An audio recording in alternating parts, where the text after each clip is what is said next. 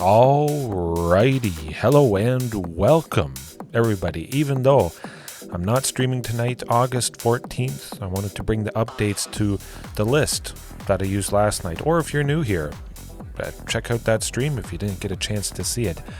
But man, it was a doozy, especially that Mono Green Devotion match, the final match of the night. My goodness, I'm looking forward to seeing how Ancient Imperiosaur continues its potential dominance against Mono Green Devotion, maybe various other things, and other Convoke decks, of course. I am the Convoke, I am the Dino, but a few changes. Vivian Reed, a little bit extra card advantage, stunning stuff. Maybe we get to that emblem, the -8. Creatures you control get +2/+2, Vigilance, Trample, and Indestructible. So if for whatever reason we're in a sort of stalled holding pattern, we could potentially get to that -8, make everything big. I've never gotten the emblem yet, ever in my life, so that would be kind of cool to see at least once. But you just draw a card each turn, you dig 4 cards deep, which is kind of similar to Commune with Dinosaurs. Pretty nice. We should always see whatever we need, I would think.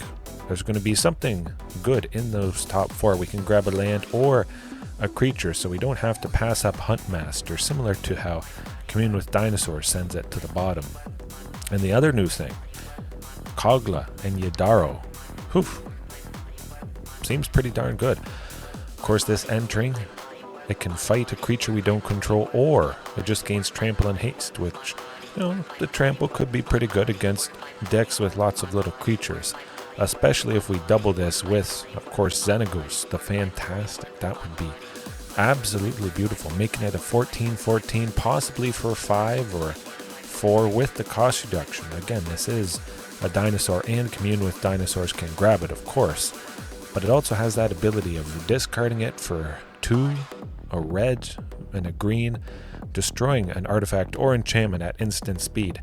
And that Rakdos Sacrifice Atraxa list from last night, that was rough with Urabrask's Forge. Constantly each turn making a bigger token, its power equal to the number of oil counters on Urabrask's Forge. Man, that really got me. That was rough stuff, I must say. But just starting off with the Ancient Imperiosaur, I think that's going to be good. Mixing this with the Carnage Tyrant, which is very problematic for the opponent. Moving Tyrannix Rex 3 copies to the sideboard. I think that's going to be a good pairing. Catch the opponent off guard. This entering as a 10-10, a 12, 16-16. Last night, I believe, the biggest I made was a 16-16, which is, well, that's pretty stunning stuff. Even if you don't get to double it with Xenagos or give it double strike. But also hiding right in there. Woohoo! Also more card advantage. The Great Henge is just great. Enough said. We've all probably seen it or used it. And I do have my extended art Japanese version of it. So I'm always thinking, hey, if I play in paper, I do want to make use of that. And this certainly is going to do the trick. Drawing extra cards, love it. Beautiful. Ramping, gaining a bit of life. Pair that with Vivian Reed, beautiful. And also Vivian Reed's -3. Destroy target artifact, enchantment, or creature with flying. So we've got some artifact, enchantment removal with this as well. 2 chances to see it. Actually, a little bit more. Commune possibly can grab this, destroying some pesky thing. But taking out something with flying with that -3, Atraxa certainly did me in last night, so that is going to be good to maybe be able to take out big problematic things like that.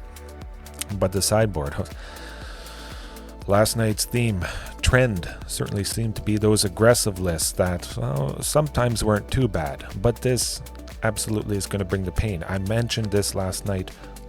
2 in a red, Flame Sweep, 2 damage to each creature. That's going to catch a lot of people by surprise, especially when we're able to cast this on the opponent's turn. They play a bunch of stuff. They think they're safe. They're going to attack with a wide board and then smoked out of the water. They go Chord of Calling, or they just play a Shaman of the Pack, something like that. Off of Collected Company with those Golgari Elves, well, this is gonna potentially smoke Golgari Elves as long as they don't have too many lords and the overall toughness of those creatures is too big. A bunch of lords giving +1/+1 is rough, but last night Flame Sweep certainly would have saved me against the Convoke opponent, which I did take down. That would have been nice. Rakdos Sacrifice, though, this could be pretty darn fantastic, potentially against mono-white humans.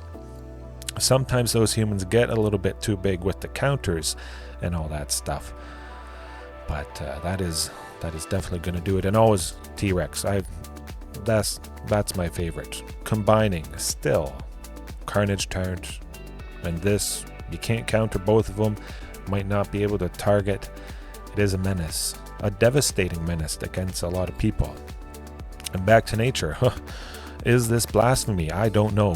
2 copies, not 3. My favorite was 3. I just want to try this for a little bit, freeing up space to make use of Thunderherd Migration. Oh my. The main idea with this, with those Rakdos Sacrifice matchups, a lot of the removal that deals 2 damage or Fatal Push, a lot of decks that kill Huntmaster. Whenever we would maybe want to bring Huntmaster out, we just bring Thunderherd Migration in. If you don't feel it's safe to have this guy, boom. Simple, straightforward. Switch it, there you go, done. Of course, if we're bringing in Flame Sweep, it deals 2 damage as well.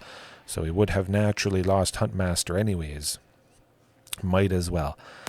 Play Huntmaster, it dies, and you're not ahead. Play Thunderherd, and you're ahead by 1 forever. And that is pretty good.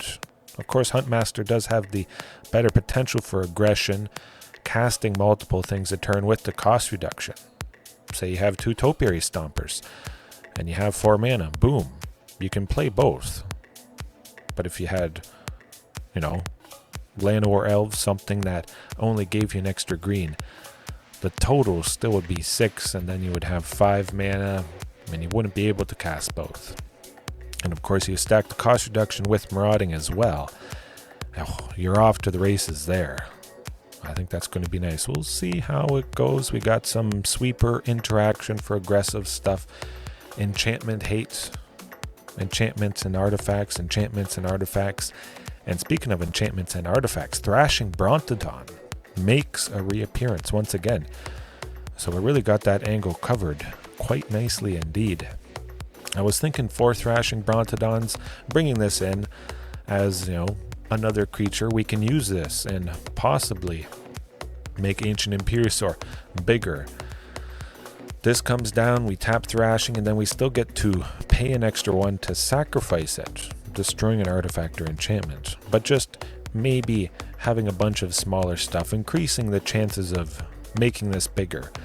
Maybe I don't need Thunderherd Migration at all, but it seems pretty good. Shoring up potentially some of that tough moments and tough matchups where Huntmaster basically dies on the spot all the time. Pretty much guaranteed. Alright, hopefully you enjoyed that. Thoughts, deck tech updates. Hopefully going to see you guys tomorrow night, August 15th. But if not, I'm always playing dinos. Hopefully you guys are having a good time, or maybe you're going to try out these changes. Ancient Imperiosaur, have no fear. Imperiosaur will get the job done. Alright, see you next time. Peace. Don't forget to like and subscribe for fantastic, calm dino